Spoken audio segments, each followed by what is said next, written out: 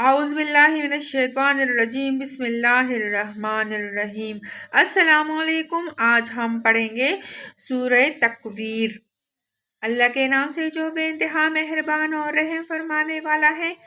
جب سورج لپیٹ دیا جائے گا اور جب تارے بکھر جائیں گے اور جب پہاڑ چلائے جائیں گے اور جب 10 مہینے کے حاملہ اونٹنیاں اپنے حال پر چھوڑ دی جائے گی اور جب جنگلی جانور سمیٹ کر اکٹھے کر دیے جائیں گے اور جب سمندر بڑکا دیے جائیں گے اور جب جانیں جسموں سے جوڑ دی جائے گی اور جب زندہ گاڑی ہوئی لڑکی سے پوچھا جائے گا کہ وہ کس قصور میں ماری گئی اور جب اعمال نامے کھولے جائیں گے اور جب آسمان کا پردہ ہٹا دیا جائے گا اور جب جہنم دہکائی جائے گی اور جب جنت قریب لے آئی جائے گی، اس وقت ہر شخص کو معلوم ہو جائے گا کہ وہ کیا لے کر آیا ہے۔ پس نہیں، میں قسم کھاتا ہوں پلٹنے والے اور چھپ جانے والے تاروں کی اور رات کی جبکہ وہ رخصت ہوئی اور صبح کی جبکہ اس نے سانس لیا۔ یہ فی الواقعہ ایک بزرگ پیغمبر کا قول ہے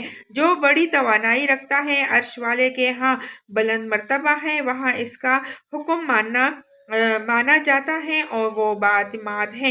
اور اے اہل مکہ، تمہارا رفیق مجنون نہیں ہے، اس نے اس پیغمبر کو روشن افق پر دیکھا ہے اور وہ غیب کے اس علم کو لوگوں تک پہنچانے کے معاملے میں بخیل نہیں ہے، اور یہ کسی شیطان مردود کا قول نہیں ہے۔ پھر تم لوگ کدھر چلے جا رہے ہو؟